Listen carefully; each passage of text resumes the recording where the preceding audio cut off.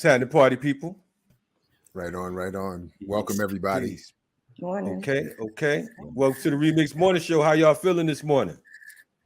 Feeling good. Feeling good after last weekend. Right on. Mm-hmm. No doubt. Hey, y'all was three the hard way. I'm glad to see y'all on today on this wonderful Thursday. I tried to get them all on Tuesday. Like, look, we too big. We got major stuff we doing. So we might could fit you in on Thursday and whatnot. So they decided to join us today. So I appreciate that. For folks who are unaware, I would like, at least two of you have been on the platform before. I think it might be Rafael's first time. But if you all don't mind, introduce yourselves to our audience for folks who don't know what time it is. And we'll move from there, y'all. We'll start with YahNe. Sure. My name is YahNe Ndgo. I am in the Nape-Hoking territory, the portion known as Philadelphia, and I work on a lot of things.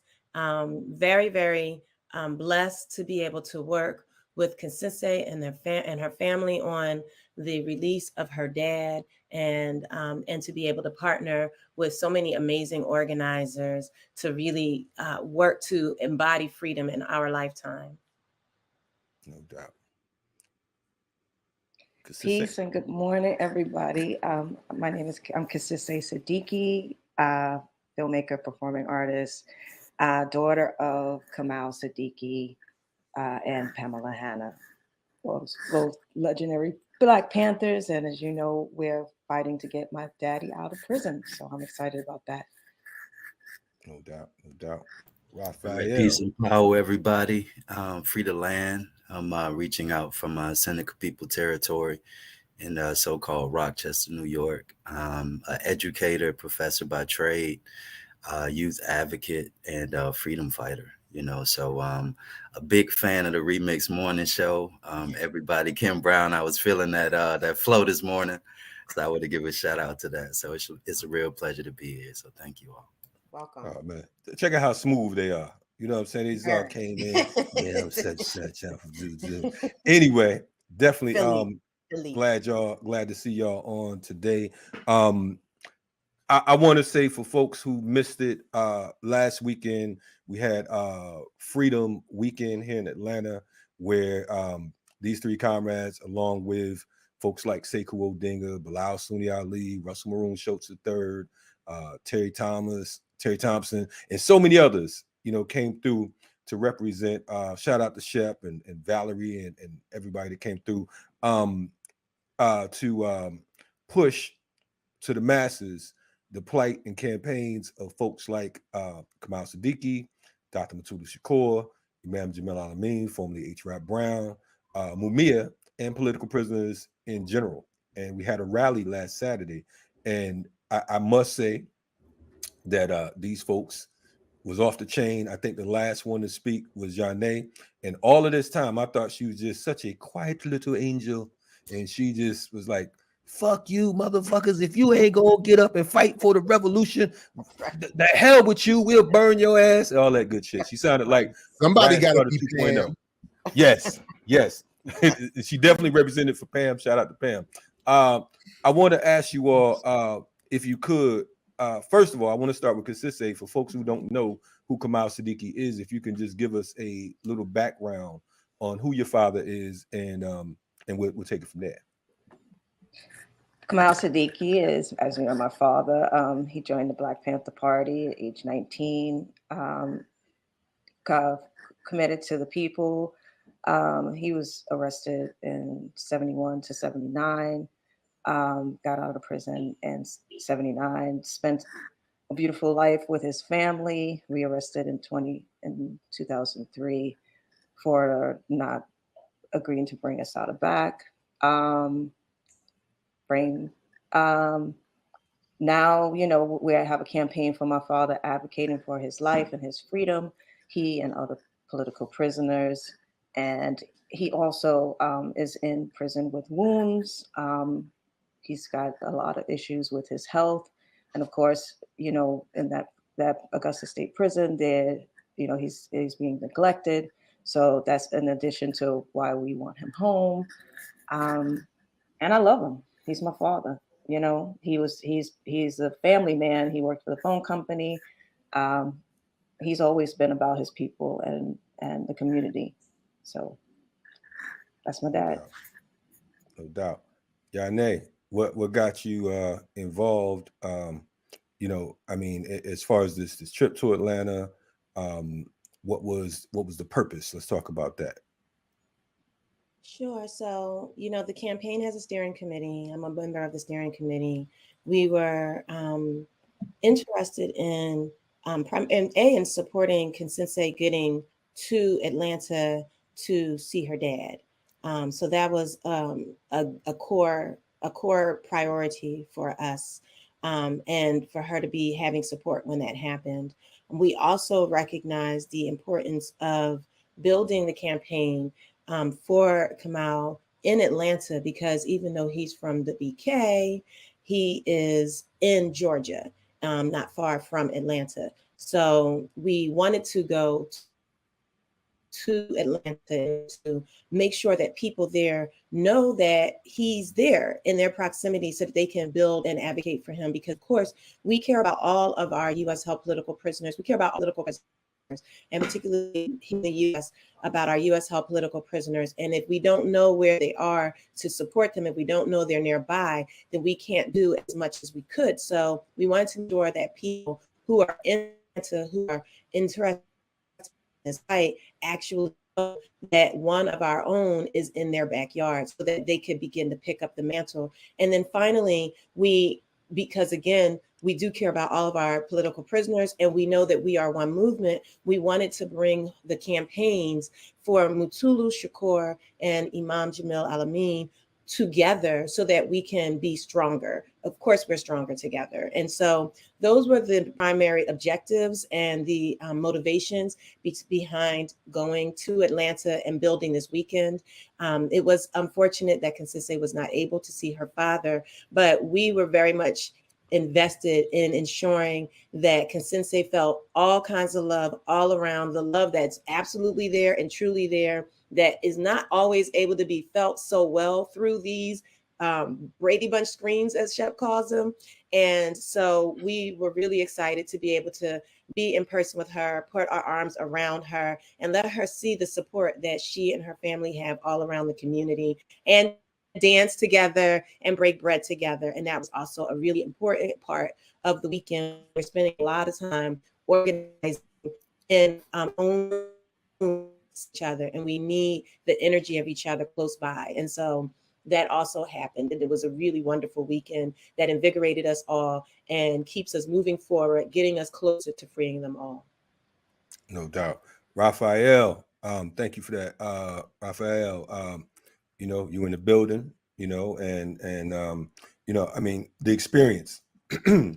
Talk about, if you can, what are some of the things that came up out of the meetings and so on and so forth? Are there any action plans that you all can share with our audience, some things that you know, folks who are just learning about political prisoners and they're hearing about Kamal Sadiki for the first time, or they're hearing about Imam Jamil or Mutulu or Mumia? What are some of the things that came up out of these meetings that you think may be good or vital to our movement? Yeah, thanks for that question, Kalanji.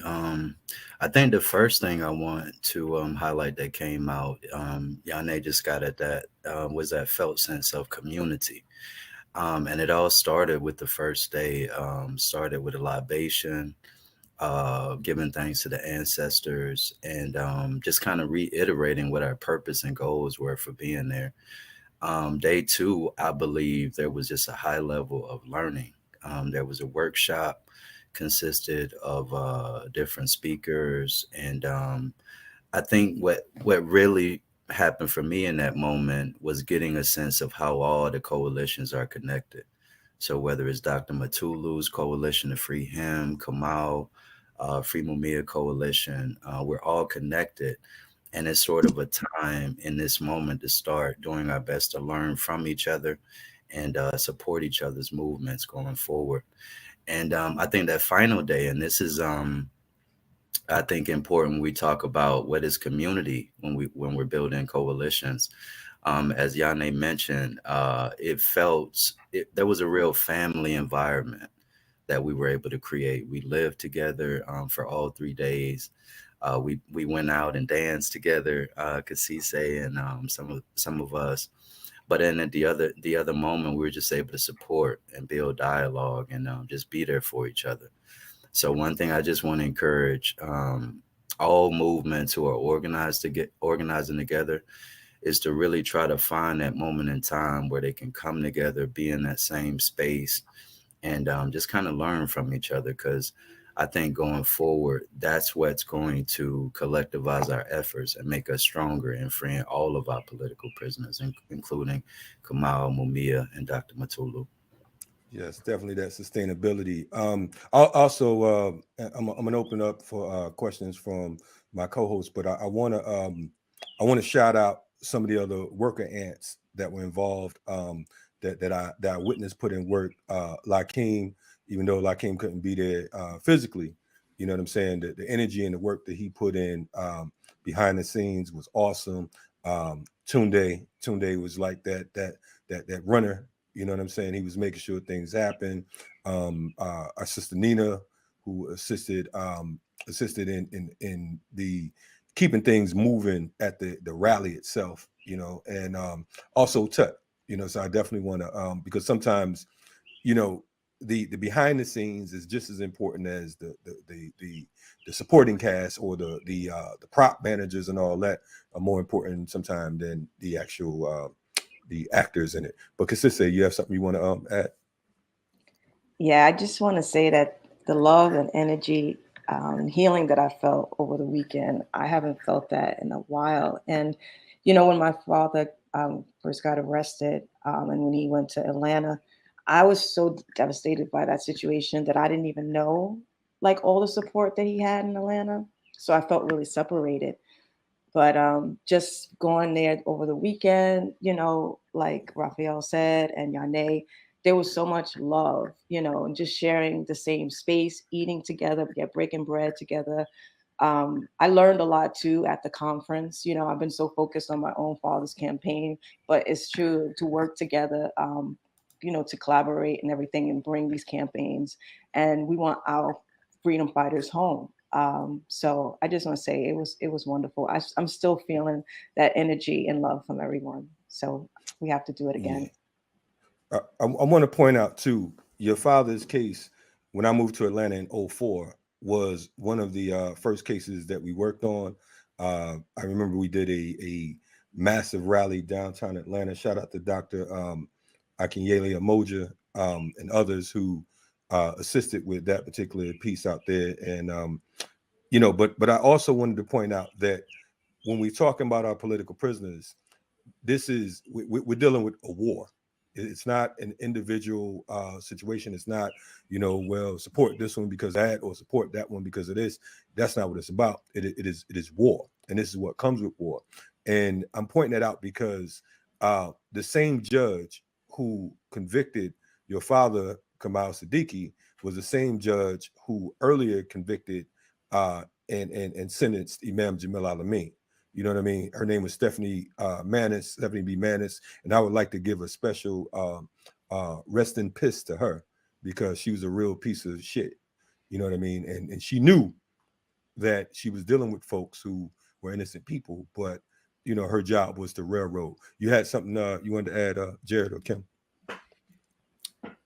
One question I just had was just, well, first of all, greetings and welcome to all three of you. It's good to see you all, and I appreciate everything you all have been doing, and I've been trying to keep up with it indirectly. It's been great to see, inspirational.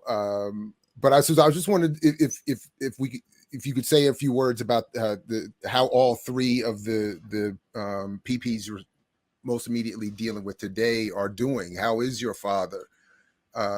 You know, how is Dr. Mutulu? How is Jamil Alameen, relatively speaking, obviously? And then just a follow up to that, how are you finding this moment in trying to raise support for them in their struggles? You know, how is that going so far? Well, right now, like, what is this moment like for you all in doing that work? Well, again, over the weekend, so I was there to visit my father on Saturday, and I had gotten a message from him saying that he was going to have surgery. And so he didn't go into detail. So I'm like, I know the last time they were trying to do surgery, they were trying to amputate his foot. So I'm like, well, what's up? So I was just really, like the uncertainty, not knowing. But he did reach out to me when I got back, saying that he had a procedure done. He still didn't go into detail, but the procedure was on his left leg for the wound, and he just said that it's supposed to start healing in 3 weeks or show some results. So I guess that's positive. But I reach out to him, I continue, like I need more information, more details. And then also over the weekend, the warden wasn't there too. So, you know, I had to get permission to see him, even though he had surgery. But anyway, so it's a process, again, and I mentioned this because this always stays with me, that the first time my family and I tried to go see him, my mom, I was the only one that was allowed in. So it's like trying to make sure that they have all the paperwork, everything they need, because I don't want to come to Atlanta from New York and then not be able to have a visit. And now the visits are 2 hours, which is no time, but it's the best time that I can get. So I'm so thankful again, with the support. Like for me, being on the campaign, being on Zoom, I felt like I didn't feel the connection initially. So this trip, like really being in person, and now I feel like I have the strength to really build on my father's campaign, which I didn't before. So no doubt. YahNe, I wanted to ask you for because I always have to remind myself, and I think we have to remind ourselves that there's always someone that's brand new that's going to come to the channel, or that's going to stumble upon this interview, and they may be like, well, what is a political prisoner? So if you don't mind, define political prisoner. And I know that may sound elementary, but again, we're out to reach the masses, not the classes or the fastest bastards. So tell us what a political prisoner is and why it is important to support political prisoners here in the U.S. in particular. Sure. So it doesn't sound elementary. We should always be communicating about what a political prisoner is. There are always people who are going to need to know that there are people who don't even know, are not familiar with the term. And so, political prisoners are people who are in prison, not because of whatever crime it is that they may have been convicted of, but particularly because of their political beliefs and their political activities. And so, if you are, even right now, we have a lot of people who have been targeted since the 2020 uprisings for their activities that are political, and so when a person speaks out against injustice, when a person acts out against injustice and then are targeted because of that behavior and those activities, and captured by the state and put in behind the walls and behind bars and away from our community and away from our family for their politics, then they're political prisoners.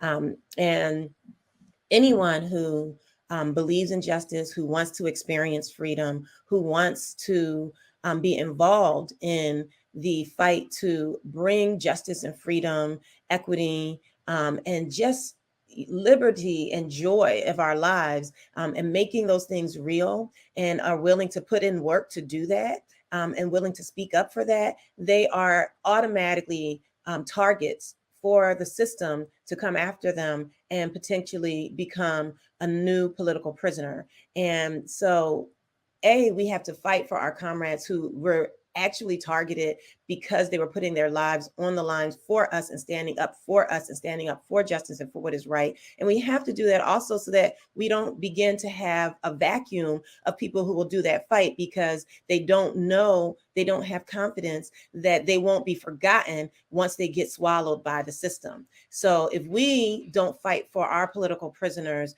when we become political prisoners, we're not going to be, we can't expect for anyone to fight for us. So we're actually also still fighting for for ourselves when we fight for our U.S. held political prisoners. And I say U.S. held political prisoners explicitly, not because I don't care about the political prisoners that are in other parts of the world, some of whom I'm also in contact with. I say U.S. held political prisoners because I want to make sure that it's explicitly clear when we talk about political prisoners here, that there are political prisoners here, because people often like to think that these kinds of things happen elsewhere in these backwards countries, these countries that they imagine to be backwards, that we're taught are not as good as the US. But the US, just like it has the most number of prisoners in the world, unmatched anywhere near by the next highest country, we also have an immense number of people who are being held because of their politics and their political beliefs.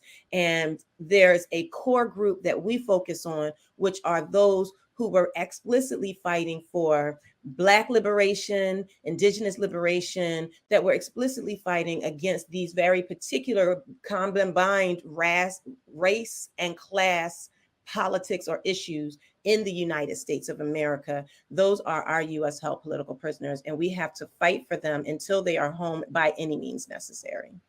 No Thank doubt. you for that, because Yes. I'm sorry, real quick, because I'll never forget, years ago, I'm in this class and this Argentinian sister she's running the class, one of my favorite classes, and she's breaking down political prisoners in Argentina. And I was in the seat, like, yeah, I was getting amped.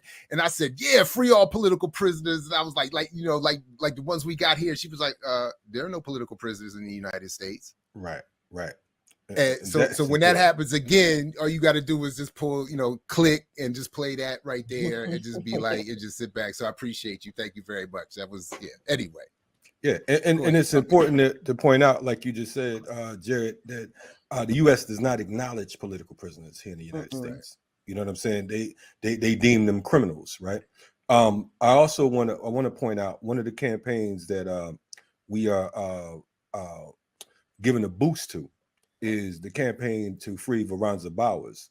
Veronza Bowers it's going on his 17th year. I mean, maxed out already. His 17th year, he was on his way out the door. And these bastards, under Gonzalez, under U.S. Attorney General Gonzalez, which, by the way, there's been 6 other U.S. Attorney Generals since then, they put him on hold, and he's been on hold indefinitely. So he's been locked up 17 years. In September, it'll be 17 years beyond his time. The man's been locked up since 1973, going on 49 years in September. And folks don't even know his name. They're not even, when you talk about political prisoners, he's hardly, if ever, mentioned. So we definitely want to, want you all to stay tuned, because we would definitely be pushing a heavy campaign to free this man. For folks who think that, I hear people all the time talking about what they can't do. There ain't shit that they can't do, because they're doing it while you say they can't do it. Rafael, in closing, I want to know, just out of curiosity, what got you into the movement to fight for the rights of political prisoners, and how can, because there's folks out there checking us out right now, how can they get involved in the campaign to support these particular political prisoners we're speaking on today? Well, to answer that first question, what got me involved in the movement to free political prisoners was Mumia Abu-Jamal. When I was first exposed to, I guess, his writing, maybe in about 2007, 2008, I just read him, and he began to, as he continued to remind all of us, shift my perspective towards the people and not towards a capitalist or imperialist framework. And so as a result of him, learning from him, at some point I connected to the activities that were happening surrounding friend Mumia birthday weekend and in the summer. And I want to say 2 or 3 years ago, I was able to go down to Philly, be in that space of love and commemoration to free Mumia. And after that, I joined the Free Maroon Coalition. And so that was my first experience organizing, being part, and then later on transitioning to the Free Kamal and continuing to free Mumia. One thing that I want to encourage folks who are interested in connecting right now with the Love Not Fear campaign to free Mumia. We are launching what's called Emerging Campaigns strategy.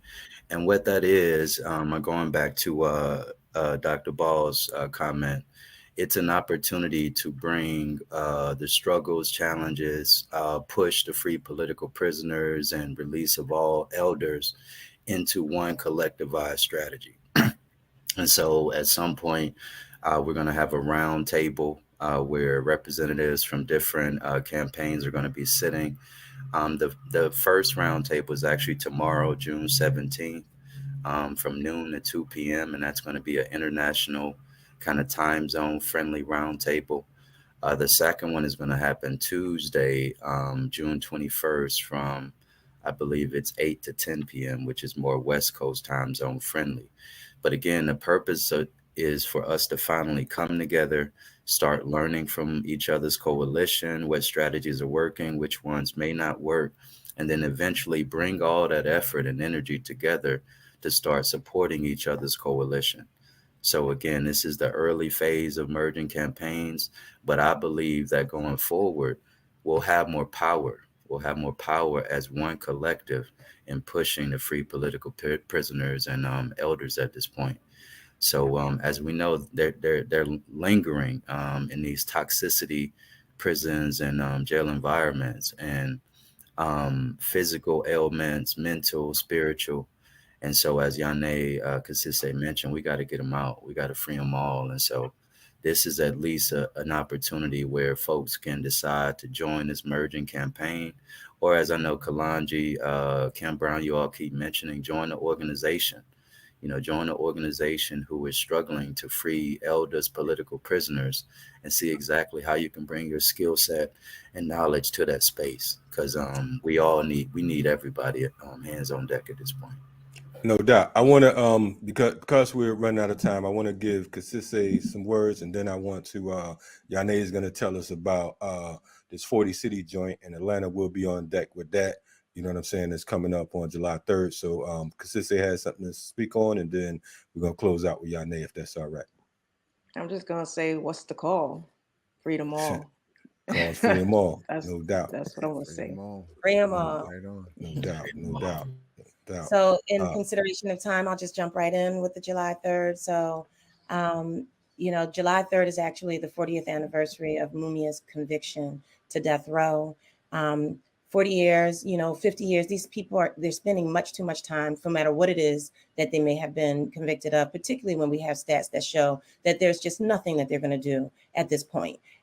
We want to bring attention to this 40 years of injustice for Mumia, as well as Rafael said, to all of the campaigns. Mumia is the most notorious, most well-known, internationally known U.S. held political prisoner, and he knows that the movement made shifts in order to accommodate him because he was on death row and they were about to murder him. And he appreciates that and also wants none of the other of his comrades to be in a shadow. He wants to elevate all of the campaigns as well, and still sees himself as part of a collective of a siblinghood. And so we want to use this date to remind people that Mumia deserves to be free, and also to remind people of all of our comrades that need to be coming home at the same time. So we're seeking to have 40 cities to represent the 40 years all around the country and around the world. And there are cities all around the world already on board who will organize solidarity actions if for people who cannot come to Philadelphia or who are not interested in coming to Philadelphia, who will learn about this reality on July 3rd, or if July 3rd is not right for what's going on in your community, on another day. And it can be a rally, it can be, a march, it could be a film showing, it could be, driving around your car playing Mumia's voice, it could be a banner drop. But the way to find out about it is to go to lovenotfear.com/40 cities. And fear is spelled Philly style. So that's PHEAR. So lovenotfear.com. And then you can click on 40 cities, or you can type in /40 cities. There's a form you can fill out there. And then Rafael will get in touch with you, and help you to be able to clarify what it is you're doing, and and give you some of the specifics of what we're doing here in Philadelphia that you could use as a model for yourself if you want to. So what's the call? Free them all.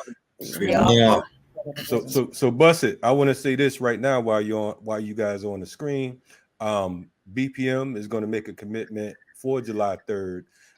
Wherever you all are broadcasting, tap in, get with my man Dr. J or myself or whoever, Kamal, whatever, and let's talk about some coordinated efforts, because we want to make sure we love Mumia, and we want to make sure that Mumia's campaign and his plight is pushed as well. We've had him on the platform a few times, so we definitely want to make sure that the world knows that that we stand with Mumia Abu Jamal as well. So make sure that you tap in with us, and let's make it bigger than what it is. All right. Absolutely. No doubt. We appreciate y'all coming on. Appreciate you. No Thank doubt. you. Thank you all for having us. No doubt.